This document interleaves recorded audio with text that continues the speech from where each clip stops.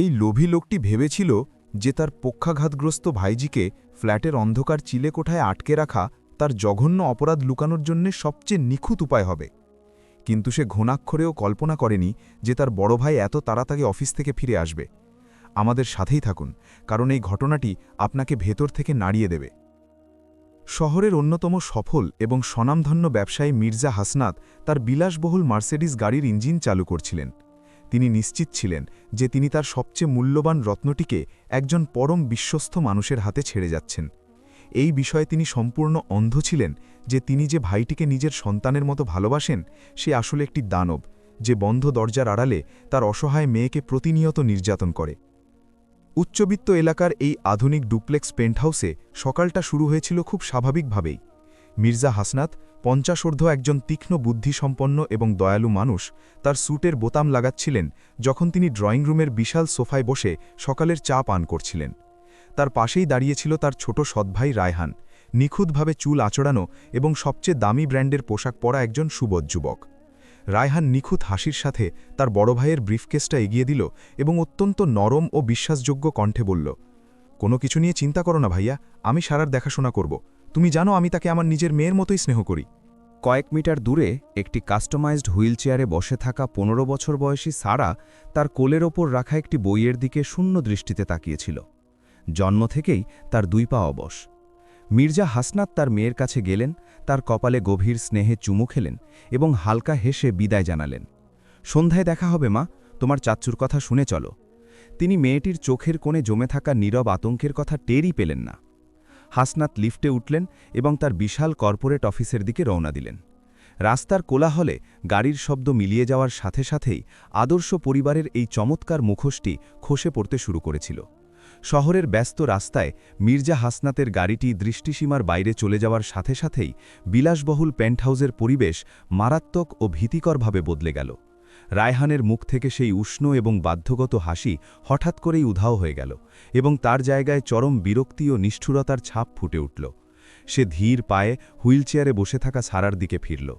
রায়হান তীব্র এবং কর্কশ কণ্ঠে চিৎকার করে উঠল, তুমি ওখানে কি করছো? অপদার্থের মতো বসে আছো? তোমার বাবার অঢেল টাকা আছে মানে এই নয় যে তুমি সারা জীবন আমার ঘাড়ে বসে খাবে। রায়হান দৃঢ় পায়ে মেয়েটির দিকে এগিয়ে গেল, নিষ্ঠুরভাবে তার হুইলচেয়ারের হাতল ধরল এবং তাকে টেনে নিয়ে গেল পেছনের দিকের একটি আলোহীন স্টোর রুমের দিকে। এই জোর করে ধাক্কা দেওয়ার ফলে সারা সিট থেকে প্রায় পড়েই যাচ্ছিল। নিষ্ঠুর চাচা ঠান্ডা গলায় নির্দেশ দিল, ওই কোনায় বসে থাকো এবং একটা শব্দও করবে না। আমি বন্ধুদের সাথে পার্টি করব। তোমার মতো পঙ্গু মেয়েকে সামনে দেখলে আমার মেজাজ খারাপ হয়। ভয়ে কাঁপতে কাঁপতে সারা কিছু একটা বলার চেষ্টা করল। মেয়েটি মিনতি করল, চাচ্চু দয়া করো, আমার ওষুধের সময় হয়ে গেছে। ডাক্তার বলেছেন আমার নার্ভের ওষুধটা মিস করা যাবে না। রায়হান স্টোর রুমের ভেতরে তাকে একটা ধাক্কা দিয়ে জবাব দিল, তোমার ওষুধ নিয়ে আমার কোনো মাথা ব্যথা নেই। এই বাড়িতে আমি যা চাই তাই হবে। চুপচাপ পড়ে থাকো এখানে। দানবের আসল চেহারা উন্মোচিত হয়ে গেল। বিশাল পেন্টহাউসের নীরবতা কেবল রায়হানের সাউন্ড সিস্টেমে বাজানো উচ্চস্বরের গানে ভাঙছিল। সারা অন্ধকারে নীরবে কাঁদছিল, তার পায়ের যন্ত্রণাদায়ক খিঁচুনি এড়াতে আপ্রাণ চেষ্টা করছিল। হঠাৎ স্টোর রুমের দরজায় ধাক্কা লাগার কারণে একটি পুরনো ফুলদানি মেঝেতে পড়ে ভেঙে গেল। এই শব্দ রায়হানকে রাগিয়ে দিল। সে উঠে দাঁড়াল, স্টোর রুমের দিকে এগিয়ে গেল এবং মেয়েটির চুল চেপে ধরল। সে নিচু ও তীক্ষ্ণ গলায় তাকে হুমকি দিল, তুমি কি চাও হাসনাত জানুক তুমি কতটা অবাধ্য? সারা নীরবে কাঁদতে কাঁদতে পাগলের মতো মাথা নাড়ল। রায়হান দীর্ঘশ্বাস ফেলে তার মুখ ভাইজির কানের কাছে নিয়ে বলল, ভালো করে শোনো পঙ্গু মেয়ে, যদি তুমি সাহস করে তোমার মুখ খোলো এবং সে যখন থাকে না তখন এখানে কি ঘটে তা নিয়ে আমার ভাইয়ের কাছে একটি শব্দও বলো, আমি কসম খাচ্ছি আমি হাসনাতকে বোঝাবো যে তোমার মানসিক সমস্যা শুরু হয়েছে। আমি তাকে বলবো যে তুমি নিজের জন্যই বিপজ্জনক। আমি শহরের বাইরে একটি রিহাব সেন্টারের পরিচালককে চিনি, এমন একটি ভয়ানক জায়গা যেখানে তোমাকে একটি বিছানার সাথে বেঁধে রাখা হবে এবং চিরতরে ভুলে যাওয়া হবে। হাসনাত আমাকে অন্ধের মতো বিশ্বাস করে এবং সে তোমাকে বিনা দ্বিধায় সেখানে পাঠিয়ে দেবে। ভয়ে সারা অবশ হয়ে গেল। নিজের বাবার আদর থেকে বঞ্চিত হওয়াই ছিল তার জীবনের সবচেয়ে বড় ভয়। সে মাথা নিচু করে তার ভাগ্য মেনে নিল। যখন পেন্টহাউসের ভেতরে এই নীরব নরক চলছিল, বাইরে প্রশস্ত ব্যালকনিগুলোর ঠিক উল্টো দিকেই ছিল আরেকটি অ্যাপার্টমেন্ট ভবনের বারান্দা। জনাব জালাল ৬০-এর ঘরে থাকা একজন অবসরপ্রাপ্ত পুলিশ কর্মকর্তা, যার ব্যক্তিত্ব ছিল দৃঢ় এবং চোখ ছিল বাজ পাখির মতো তীক্ষ্ণ। তিনি তার বারান্দায় টবে গাছে জল দিচ্ছিলেন। তার জায়গা থেকে হাসনাতের পেন্ট হাউসের পেছনের দিকের কাঁচের জানালাটি তিনি পরিষ্কার দেখতে পেতেন। গত কয়েক সপ্তাহ ধরে জালাল সাহেব খুব অদ্ভুত কিছু আচরণ লক্ষ্য করেছিলেন। সেই দুপুরে তিনি সারাকে স্টোর রুমের ছোট জানালার কাছে কাঁদতে দেখলেন। মেয়েটি স্পষ্টতই যন্ত্রণায় কুঁচকে ছিল এবং তার চোখগুলো বড় বড় ও ভয়ে পূর্ণ ছিল, যেন সে যে কোনো মুহূর্তে কারো আক্রমণের ভয়ে সিটিয়ে আছে। জালাল জলের পাত্র নামিয়ে রাখলেন এবং ভ্রু কুঁচকে রেলিংয়ের কাছে গেলেন। তিনি মির্জা হাসনাতকে বহু বছর ধরে চিনতেন। তিনি জানতেন যে হাসনাত একজন সৎ এবং পরিশ্রমী বাবা, যিনি কখনোই তার মেয়েকে কষ্ট পেতে দেবেন না। তা সত্ত্বেও তার নতুন শহরের আধুনিক জীবনে অভ্যস্ত ভাই রায়হানের আচরণ সবসময় তার কাছে কৃত্রিম বলে মনে হতো। ওই ছেলেটা কিছু একটা লুকাচ্ছে, জালাল নিজে নিজে বিড়বিড় করে বললেন, যখন তিনি রায়হানকে হঠাৎ জানালার পর্দা টেনে দিতে দেখলেন এবং মেয়েটির ওপর এমন কিছু ধমক দিতে শুনলেন যা দূর থেকে স্পষ্ট বোঝা যাচ্ছিল না। জালালের দীর্ঘদিনের পুলিশি অভিজ্ঞতা বলছিল সেখানে জঘন্য কিছু একটা ঘটছে। শহরে রাত নেমে এলো এবং হাসনাতের গাড়ির হর্ন নিচে বেজে উঠল। প্রধান দরজা খোলার সাথে সাথেই পেন্টহাউসের পরিবেশ ১৮০ ডিগ্রি বদলে গেল। রায়হান একটি সাধারণ কিন্তু সুন্দর শার্ট পরে এবং নিখুঁতভাবে চুল পরিপাটি করে প্রবেশপথের দিকে এগিয়ে গেল। বড় ভাইকে সম্মান জানিয়ে সে বলে উঠল, ভাইয়া, তুমি এসেছ? দিন কেমন কাটল?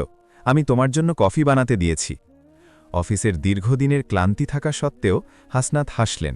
বাড়ি ফিরে তিনি সবসময় শান্তি পেতেন। কাজের খুব চাপ ছিল। সারা কোথায়? তিনি তার টাই খুলতে খুলতে জিজ্ঞাসা করলেন। সেখানে ড্রয়িং রুমে সারা হুইল চেয়ারে বসেছিল। রায়হান তার ভাইয়ের হাত ধরে তাকে বসার ঘরের দিকে নিয়ে গেল। আমি সারার জন্য তার পছন্দের স্যুপ তৈরি করেছি। পুরো বিকেল ধরে আমি তাকে সঙ্গ দিয়েছি, যাতে সে একাকিত্ব বোধ না করে। রায়হান এমন স্বাভাবিকভাবে মিথ্যা বলল যা শুনে গা শিউড়ে ওঠে। হাসনাত তার মেয়ের সামনে বসলেন। তোমার দিন কেমন কাটল মা? তুমি কি ওষুধ খেয়েছ ঠিকমতো? তিনি স্নেহভরা কণ্ঠে জিজ্ঞাসা করলেন। সারা ধীরে ধীরে তার চোখ তুলে তাকাল। সে রুমের অপর প্রান্ত থেকে রায়হানের স্থির এবং হুমকিপূর্ণ দৃষ্টি ছুরির মতো অনুভব করল। রিহ্যাব সেন্টারের ভয় তাকে কথা গিলতে বাধ্য করল। হ্যাঁ বাবা, সবকিছু ঠিক ছিল। চাচ্চু আমার খুব খেয়াল রাখে। মেয়েটি ভাঙা গলায় একটি ম্লান হাসি দিয়ে উত্তর দিল। হাসনাত সন্তুষ্ট হয়ে মাথা নাড়লেন। তার মেয়ের চোখের আড়ালে লুকিয়ে থাকা সুস্পষ্ট আতঙ্ক তিনি একেবারেই দেখতে পেলেন না। পরের দিন সকালে হাসনাত একটি গুরুত্বপূর্ণ বোর্ড মিটিংয়ে যোগ দেওয়ার জন্য খুব সকালেই বেরিয়ে গেলেন। সকাল ৮টায় পেন্টহাউসে আবারও নিষ্ঠুরতা ফিরে এলো। রায়হান ড্রয়িং রুমে বসে তার ল্যাপটপে অনলাইন জুয়া খেলছিল। সে তার কফিতে চিনি কম হওয়ায় প্রচণ্ড রেগে গেল। সে দ্রুত সারার দিকে ঘুরল, যে খুব কষ্টে নিজের হুইলচেয়ার চালিয়ে ডাইনিং টেবিল থেকে এক গ্লাস জল নেওয়ার চেষ্টা করছিল। তুমি একটা অপদার্থ, সেটা আবারও প্রমাণিত হল। রায়হান ঝড়ের মতো এগিয়ে গিয়ে চিৎকার করে উঠল। সে মেয়েটির হাত থেকে গ্লাসটি কেড়ে নিল এবং সরাসরি মেঝেতে ছুঁড়ে মারল। আমি গতকাল তোমাকে বলেছিলাম যে আমার কাজের সময় কোনো শব্দ করবে না। যদি তুমি এইটুকু নিয়ম মানতে না পারো, তবে তোমার জল খাওয়ারও কোনো অধিকার নেই। ভয়ে কাঁপতে থাকা সারা নিজেকে বাঁচানোর চেষ্টা করল। চাচ্চু, দয়া করো, আমার খুব গলা শুকিয়ে গিয়েছিল। সে দুর্বল গলায় মিনতি করল। যুবকটি ব্যঙ্গ করে হাসল। ঠিক আছে, সহ্য করো। তোমার বাবা আমাকে হাতখরচ দেয়, আর তার বিনিময়ে আমাকে তোমার মতো একটা বোঝা টানতে হয়। ওই ভাঙা কাজগুলো নিজের হাতে পরিষ্কার করো, এখনই। অপমানিত হয়ে সারা তার কাঁপা হাতে হুইলচেয়ার থেকে নিচে নামার চেষ্টা করল এবং ভাঙা টুকরো কুড়োতে শুরু করল। অনুভব করছিল তার জীবনটা একটা খাঁচায় পরিণত হয়েছে। সকাল প্রায় 10টার দিকে রায়হান তার স্পোর্টস জ্যাকেট গায়ে চাপাল। বন্ধুদের সাথে দামি রেস্টুরেন্টে আড্ডা দেওয়ার জন্য বেরিয়ে গেল। প্রতিবেশী জালাল সাহেব নিচে রায়হানের গাড়ি বেরিয়ে যেতে দেখলেন। সাথে সাথেই তিনি যা করছিলেন তা ফেলে দ্রুত নিচে নামলেন এবং পাশের ভবনের গার্ডকে কিছু টাকা বকশিশ দিয়ে পেন্ট হাউসের ফ্লোরে উঠে গেলেন। তিনি দরজার কলিং বেল বাজালেন। কিছুক্ষণ পর সারা ধীরে ধীরে হুইলচেয়ার চালিয়ে দরজা একটুখানি খুলল। জালাল সাহেব মেয়েটির চোখের নিচে গভীর কালো দাগ, তার ফ্যাকাশে মুখ এবং তার হাত কিভাবে কাঁপছিল তা লক্ষ্য করলেন। জালাল সাহেব সরাসরি আসল কথায় চলে গেলেন। মামুনি, ভয় পেও না, আমি পাশের বিল্ডিংয়েই থাকি। তোমার চাচ্চু কি তোমাকে কষ্ট দিচ্ছে? সহানুভূতিশীল এই প্রশ্নটাই ছিল স্ফুলিঙ্গের মতো। সারা নিজেকে ধরে রাখতে পারল না এবং দরজার ফ্রেম আঁকড়ে ধরে হতাশ হয়ে কান্নায় ভেঙে পড়ল।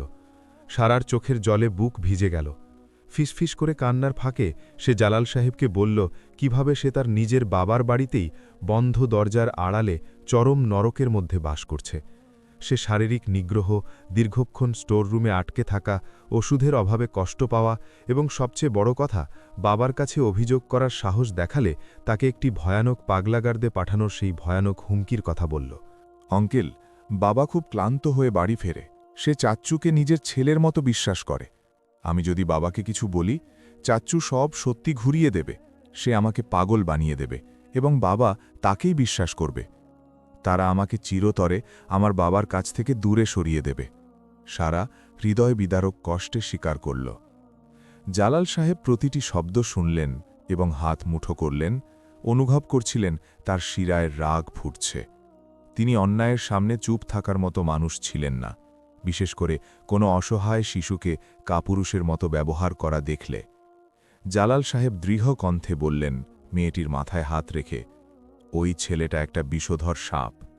ভালো করে শোনো মা, তুমি একা নও। তোমার বাবা ভালো মানুষ, কিন্তু সে অন্ধ। আমি ওই শয়তানকে তোমাকে এভাবে পিষে মারতে দেব না। আমি তাকে এখন কিছু বলবো না, কারণ আমি জানি সে প্রমাণ চাইবে এবং ওই ভণ্ড ছেলেটা সব কিছু অস্বীকার করবে। কিন্তু আমরা সেই প্রমাণ জোগাড় করব। আমি আমার পুলিশের চাকরির কসম খেয়ে তোমাকে কথা দিচ্ছি। জালাল সাহেব তার নিজের ফ্ল্যাটে ফিরে এলেন। তার মস্তিষ্ক ঘণ্টার কাঁটার মতো নিখুঁতভাবে কাজ করছিল। তিনি ভালো করেই জানতেন যে হাসনাতের ভাইয়ের প্রতি অন্ধবিশ্বাস ভাঙার জন্য তার মুখের কথাই যথেষ্ট হবে না।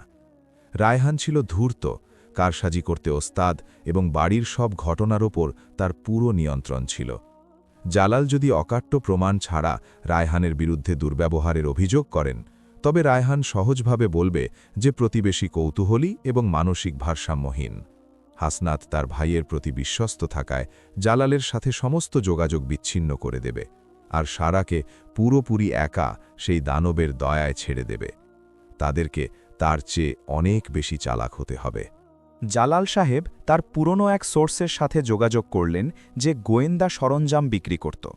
সেখান থেকে তিনি তার দরকারি জিনিসটি সংগ্রহ করলেন, বোতাম আকারের মাইক্রো ওয়্যারলেস সিকিউরিটি ক্যামেরা এবং অডিও বাগ, যা ওয়াইফাই সংযোগের মাধ্যমে সরাসরি তার ল্যাপটপে রিয়েল টাইম ফিড পাঠাতে সক্ষম। এই ডিভাইসগুলি স্পেশাল ফোর্সে ব্যবহৃত হতো এবং খালি চোখে এদের শনাক্ত করা প্রায় অসম্ভব ছিল। পরদিন বিকেলে রায়হান যখন জিম করার জন্য 2 ঘন্টার জন্য বাইরে গেল, জালাল সাহেব আবার পেন্ট হাউসে ঢুকলেন। সারা ইতিমধ্যেই তার জন্য অপেক্ষা করছিল, উত্তেজনায় কাঁপছিল। মেয়েটি ফিসফিস করে বলল, আঙ্কেল, সে যদি ফিরে আসে এবং আমাদের দেখে ফেলে, তবে সে আমাকে সত্যি রিহ্যাব সেন্টারে পাঠিয়ে দেবে। আজ সে এত তাড়াতাড়ি ফিরবে না, চিন্তা করো না। আমাকে দেখাও সে সারাদিন বাড়ির কোন জায়গাগুলোতে বেশি থাকে। জালাল সাহেব সাবধানে ইশারা করে বললেন। তারা প্রথম ছোট ক্যামেরাটি ড্রয়িং রুমের একটি উঁচু বুকশেলফে স্থাপন করল, যা একটি পুরনো বিশ্বকোষের পেছনে লুকানো ছিল। দ্বিতীয় ক্যামেরাটি কৌশলগতভাবে ডাইনিং স্পেসের লাগোয়া ওপেন কিচেনের একটি ফলস সিলিংয়ের ফাঁকে লুকানো হল, যেখান থেকে খাবার তৈরির জায়গাটি খুব স্পষ্টভাবে দেখা যায়। ডিভাইসগুলি সিঙ্ক করার পর তিনি তার সমস্ত পদচ্ছিন্ন মুছে ফেললেন, সারাকে সাহস দিলেন এবং সম্পূর্ণ নিস্তব্ধতায় নিজের ফ্ল্যাটে ফিরে গেলেন। ফাঁদ পাতা হয়ে গেছে, এখন কেবল অপেক্ষা করার পালা যে কবে দানবটি নিজেকে একা ভেবে ভুল করবে এবং তার নিষ্ঠুরতার রেকর্ড করা হবে। জালাল সাহেব তার ল্যাপটপ চালু করলেন এবং নজরদারির প্রোগ্রামটি খুললেন। পেন্টহাউসে লোকানো 2টি ছোট ক্যামেরার সিগন্যাল পর্দায় স্পষ্টভাবে ফুটে উঠল, যা উচ্চমানের ভিডিও এবং নিখুঁত শব্দ সম্প্রচার করছিল। অপেক্ষা করার সময় তার বুক ধুকধুক করছিল। তাকে বেশিক্ষণ অপেক্ষা করতে হয়নি। বিকেল 4টে পেন্টহাউসের প্রধান দরজা খোলার শব্দ হল। ক্যামেরায় ধরা পড়ল কিভাবে রায়হানের মুখ, যা কয়েক সেকেন্ড আগে শান্ত দেখাচ্ছিল, সারাকে ড্রয়িং রুমের এক কোণে বসে থাকতে দেখে হঠাৎ অবজ্ঞার মুখোশে বদলে গেল। রায়হান তার জিমের ব্যাগটি সোফায় ছুড়ে দিয়ে চিৎকার করে উঠল, আমি তোমাকে বলেছিলাম আমার সামনে ঘোরাঘুরি করবে না। বেচারা মেয়েটি তৎক্ষণাৎ কাঁপতে কাঁপতে হুইল চেয়ার পেছানোর চেষ্টা করল। ক্ষমা করো চাচ্চু, আমি শুধু টিভিটা চালু করতে এসেছিলাম। সে ভাঙা গলায় ব্যাখ্যা করার চেষ্টা করল। যুবকটি তাকে থামিয়ে দিয়ে হুমকিমূলক ভঙ্গিতে কাছে গিয়ে বলল, কোনো কথা বলবে না পঙ্গু মেয়ে। পর্দার আড়ালে থাকা জালাল সাহেব এত জোরে হাত মুঠো করেছিলেন যে তার আঙুলের গাঁট সাদা হয়ে গিয়েছিল। তিনি রেকর্ড বোতামে ক্লিক করলেন, এই বিশ্বাসে যে তিনি সেই প্রমাণ নথিভুক্ত করছেন যা অবশেষে অন্ধ হাসনাতের চোখ খুলে দেবে। তবে সন্ধ্যার দিকে যা ঘটল তা জালাল সাহেবের কল্পনার চেয়েও ভয়ঙ্কর ছিল। জালাল সাহেব স্ক্রিনে 2 নম্বর ক্যামেরায় দৃশ্য পরিবর্তন করলেন, যেটি ওপেন কিচেনের সিলিংয়ে লোকানো ছিল। রায়হান সেই জায়গায় ঢুকল এবং ড্রয়িং রুমের স্লাইডিং ডোরটি বন্ধ করে দিল, যাতে সারা তাকে দেখতে না পায়। যুবকটির আচরণ পুরোপুরি বদলে গেল। সে আর চিৎকার করছিল না, বরং তার চলাফেরা হয়ে উঠল শীতল এবং অত্যন্ত হিসেবি। সে ফ্রিজ থেকে হাসনাতের প্রতিদিনের খাওয়ার ইনসুলিন ভায়াল এবং তার প্রেশারের ওষুধের বাক্সটি বের করল। জালাল সাহেব স্ক্রিনের সামনে ভ্রু কুচকালেন। ওষুধের বাক্স নিয়ে তার এত কিসের কাজ? রায়হান তার পকেট থেকে লেবেলবিহীন একটি ছোট গাঢ় কাঁচের শিশি বের করল। ঠান্ডা মাথায় সে একটি ছোট সিরিঞ্জ দিয়ে শিশি থেকে কিছু বর্ণহীন তরল টেনে নিল এবং চরম সতর্কতায় হাসনাতের ইনসুলিন ভায়ালের রাবারের ভেতর পুশ করে দিল। তরলটি ইনসুলিনের সাথে মিশে গেল। এরপর সে প্রেশারের ক্যাপসুলগুলো খুলে তার ভেতরেও সাদা একটি পাউডার মিশিয়ে আবার নিখুঁতভাবে বন্ধ করে রাখল। রায়হান দ্রুত শিশিটি তার পকেটে ঢুকিয়ে রাখল এবং মুখে এক রহস্যময় শয়তানি হাসি নিয়ে ওষুধের বাক্সটি জায়গামতো রেখে দিল। এটি কোনো সাধারণ কাজ ছিল না, তার কর্মকাণ্ড বিপদের সাইরেন বাজাচ্ছিল। জালাল সাহেবের পুরো মেরুদণ্ড দিয়ে এক শীতল শিহরণ বয়ে গেল। শয়তানির এই ধাঁধা সবচেয়ে ভয়াবহ উপায়ে মিলে গেল। রায়হান শুধু একজন অত্যাচারী সৎভাই ছিল না, সে ছিল এক ঠান্ডা মাথার খুনি। সে প্রতিদিন সামান্য পরিমাণ বিষ দিচ্ছিল, যাতে হাসনাতের স্নায়ুতন্ত্র ও হার্ট ধীরে ধীরে বিকল হয়ে যায়, তাও আবার কোনো ডাক্তারি সন্দেহ তৈরি না করে। সাবেক পুলিশ অফিসারের চোখের সামনে এই দুষ্ট পরিকল্পনা উন্মোচিত হল। তার বড় ভাইয়ের জীবন ফোঁটায় ফোঁটায় শেষ করে দেওয়া, যাতে সে বিশাল কর্পোরেট সাম্রাজ্য ও সম্পত্তির একক উত্তরাধিকারী হতে পারে। ভয় জালাল সাহেবকে গ্রাস করল। তিনি বুঝতে পারলেন সারা শুধু তার পথের কাঁটাই ছিল না, বরং সে ছিল একজন সম্ভাব্য সাক্ষী। রায়হান তাকে ভয় দেখিয়ে স্টোর রুমে আটকে রাখত, কারণ সম্পূর্ণ নিরাপদে তার মারাত্মক ডোজ তৈরির জন্য তার নিরিবিলি পরিবেশ দরকার ছিল। জালাল সাহেব সাথে সাথে ভিডিও ফাইলটি সেভ করলেন এবং তার মোবাইলে ব্যাকআপ নিলেন। পরিস্থিতি একটি পারিবারিক নিগ্রহের ঘটনা থেকে পরিকল্পিত এবং নীরব হত্যার চেষ্টায় পরিণত হয়েছিল। সময় ফুরিয়ে আসছিল। সেই অজানা পদার্থের প্রতিটি ফোঁটা হাসনাতকে এক মর্মান্তিক মৃত্যুর দিকে নিয়ে যাচ্ছিল। ঠিক সেই মুহূর্তেই পেন্টহাউসের কলিং বেল বাজল। মির্জা হাসনাত ফিরে এসেছেন। স্ক্রিনে জালাল সাহেব দেখলেন কিভাবে রায়হান দ্রুত স্বাভাবিক মুখোশ পরে প্রধান দরজার দিকে হেঁটে গেল। হাসনাত টারি ঢিলা করতে করতে ঢুকলেন। তাকে বেশ ক্লান্ত দেখাচ্ছিল। রায়হান তার হাত থেকে ব্রিফকেসটি নিয়ে বলল, ভাইয়া, ফ্রেশ হয়ে নাও, আমি তোমার ওষুধ আর খাবার দিচ্ছি। নিজের ফ্ল্যাট থেকে জালাল সাহেব অসহায়ভাবে উঠে দাঁড়ালেন। তিনি চিৎকার করতে চেয়েছিলেন, কিন্তু তিনি জানতেন যে তিনি যদি পুলিশ ছাড়া এটি করেন তবে রায়হান শিশিটি ফেলে দেবে, সবকিছু অস্বীকার করবে এবং হাসনাত তাকেই পাগল ভাববে। পরের দিন দুপুরে জালাল সাহেব হাসনাতের অফিসে ফোন করে একটি জরুরি মিটিংয়ের কথা বলে তাকে তার অফিসের পেছনের একটি কফি শপে আসতে বাধ্য করলেন। কফি শপে হাসনাত এসে বসতেই জালাল সাহেব কোনো ভূমিকা না করেই বললেন, হাসনাত সাহেব, আপনার জীবন এবং আপনার মেয়ের জীবন চরম বিপদে।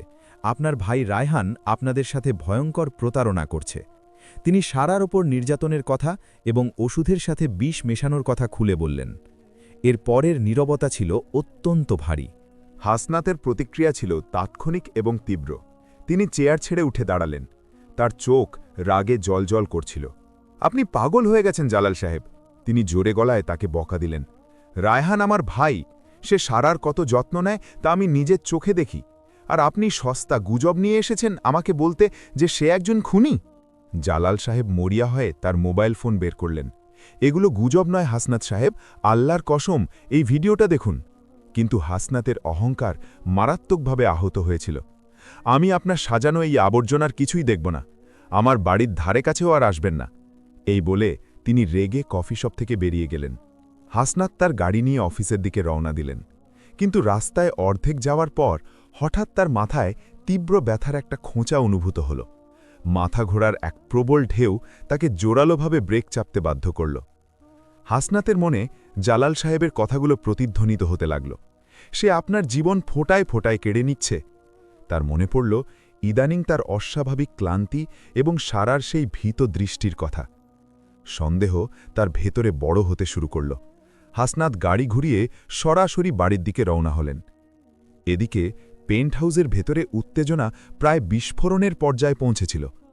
রায়হান ড্রয়িং রুমের বুকশেলফ পরিষ্কার করতে গিয়ে হঠাৎ সেই লুকানো ক্যামেরাটি আবিষ্কার করে ফেলে। তার পুরো শরীরে এক শীতল শিহরণ বয়ে গেল, যা সাথে সাথেই পরিণত হল তীব্র ক্ষোভ এবং আতঙ্কে। তারা তাকে রেকর্ড করছিল। লক্ষ লক্ষ টাকার পরিকল্পনা প্রায় ভেস্তে যাওয়ার পথে ছিল। রায়হান ক্যামেরাটি মাটিতে ফেলে পা দিয়ে পিষে ফেলল। সে জানত এই কাজ কেবল একজনই করতে পারে। ফাঁদে পড়া এক হিংস্র প্রাণীর মতো সে সারার ঘরের দিকে ছুটল। অভিশপ্ত মেয়ে, তুমি কার সাথে কথা বলেছ? রায়হান চিৎকার করে মেয়েটির হুইলচেয়ার ধাক্কা দিয়ে বিশাল খোলা ব্যালকনির দিকে নিয়ে গেল। সারা ভয় কাঁদতে হাঁকতে দয়া ভিক্ষা করছিল। রায়হান পাগল হয়ে গিয়েছিল। সে সারাকে ব্যালকনির রেলিংয়ের সাথে দড়ি দিয়ে বাঁধতে শুরু করল। সে এমনভাবে দৃশ্যপট সাজাচ্ছিল যেন মেয়েটি নিজেই লাফিয়ে আত্মহত্যা করতে চাইছে। তুমি যদি সত্যিটা না বলো, আমি তোমাকে এখান থেকে ফেলে দেব, আর সবাই ভাববে তুমি ডিপ্রেশনে সুইসাইড করেছ। রায়হান হিসিস করে বলল। সারার চোখের আতঙ্ক ছিল অবর্ণনীয়। পাশের ভবনে ক্যামেরার সিগন্যাল হারিয়ে জালাল সাহেব বুঝতে পারলেন কি ঘটেছে। তিনি সাথে সাথে ৯৯৯-এ কল করে পুলিশের ইমার্জেন্সি টিম পাঠাতে বললেন এবং নিজে দৌড়ে হাসনাতের পেন্ট হাউসের দিকে ছুটলেন। ঠিক সেই মুহূর্তেই হাসনাত লিফট থেকে ছুটে বের হয়ে নিজের পেন্ট হাউসের দরজা খুললেন। ভেতরে ঢুকেই তিনি ভাঙা ক্যামেরার টুকরো দেখলেন এবং ব্যালকনি থেকে তার মেয়ের মর্মান্তিক চিৎকার শুনতে পেলেন। হাসনাত দৌড়ে ব্যালকনিতে গিয়ে যা দেখলেন তা তার মন মানতে অস্বীকার করছিল। তার মেয়ে রেলিংয়ের সাথে বাঁধা, আর তার আদরের ছোট ভাই রায়হান তাকে নিচে ফেলে দেওয়ার হুমকি দিচ্ছে। রায়হান, কি করছিস তুই? হাসনাত সিংহের মতো গর্জন করে উঠলেন। রায়হান চমকে পেছনে ফিরল। বড় ভাইকে অসময়ে দেখে তার মুখ ফ্যাকাশে হয়ে গেল। সে তার মিথ্যে মুখোশ পরার চেষ্টা করল। ভাইয়া, সারা পাগল হয়ে গেছে, সে লাফ দিতে চাচ্ছিল, আমি তাকে আটকাচ্ছিলাম। কিন্তু হাসনাত অন্ধ ছিলেন না। তিনি সারার হাতের লাল দাগগুলো দেখতে পাচ্ছিলেন। এক আকস্মিক ধাক্কায় হাসনাত রায়হানকে মেঝেতে ফেলে দিলেন এবং দ্রুত পকেট থেকে চাবি বের করে দড়ি খুলে সারাকে বুকে জড়িয়ে ধরলেন। সারা বাবার বুকে মাথা রেখে ডুকরে কেঁদে উঠল। ঠিক সেই মুহূর্তেই পুলিশের সাইরেন নিচে বেজে উঠল এবং জালাল সাহেব পুলিশের টিম নিয়ে পেন্ট হাউসে প্রবেশ করলেন। জালাল সাহেব তার মোবাইলের ভিডিও ফুটেজগুলো অফিসারকে দেখালেন। ইনসুলিনে বিষ মেশানোর দৃশ্য দেখে হাসনাতের পায়ের নিচ থেকে মাটি সরে গেল। প্রমাণ ছিল অকাট্য। পুলিশ রায়হানের হাতে হাতকড়া পরিয়ে দিল। পরবর্তী কয়েক মাসে আদালতের বিচারে রায়হানের অন্ধকার অতীত বেরিয়ে এলো। সে এর আগেও দুজন ব্যবসায়িক পার্টনারের সাথে প্রতারণা করেছিল, যারা রহস্যজনকভাবে মারা যায়। আদালতে সারার হৃদয়বিদারক জবানবন্দি এবং জালাল সাহেবের অকাট্য প্রমাণের ভিত্তিতে রায়হানকে যাবজ্জীবন কারাদণ্ড দেওয়া হলো। সেই সন্ধ্যায় হাসনাত তার পেন্ট হাউসে ফিরে সারার হুইল চেয়ারের পাশে হাঁটু গেড়ে বসলেন। তার চোখ দিয়ে অঝরে পানি পড়ছিল। আমাকে ক্ষমা করে দিস মা, তিনি অনুতাপে ভেঙে পড়ে বললেন। আমি অন্ধ ছিলাম, আমি নিজের ঘরেই এক শয়তানকে পুষেছিলাম। সারা বাবার চোখের পানি মুছে দিয়ে মুচকি হাসল। তুমি তো ফিরে এসেছো বাবা, এটাই সবচেয়ে বড় কথা। পরের শুক্রবার হাসনাত জালাল সাহেবকে তাদের বাড়িতে রাতের খাবারের দাওয়াত দিলেন। খাবার সময় হাসনাত জালাল সাহেবের হাত ধরে বললেন, আপনার এই ঋণ আমি কোনো দিন শোধ করতে পারব না। আপনি আমার মেয়ের জীবন বাঁচিয়েছেন। জালাল সাহেব হাসলেন। তিনি জানতেন সত্যের পথে দাঁড়ানোই একজন মানুষের সবচেয়ে বড় ধর্ম। সবচেয়ে বড় শত্রু সবসময় বাইরের পৃথিবীতে তলোয়ার হাতে দাঁড়িয়ে থাকে না। কখনো কখনো তারা আমাদের ছাদের নিচেই বসবাস করে, নিখুঁত ভালোবাসার মুখোশ পরে আমাদের সাথেই খাবার খায়। জীবনের আসল সম্পদ টাকা নয়, বরং সেই বিশ্বস্ত মানুষগুলো যারা অন্ধকারের বিরুদ্ধে দাঁড়িয়ে আমাদের রক্ষা করে।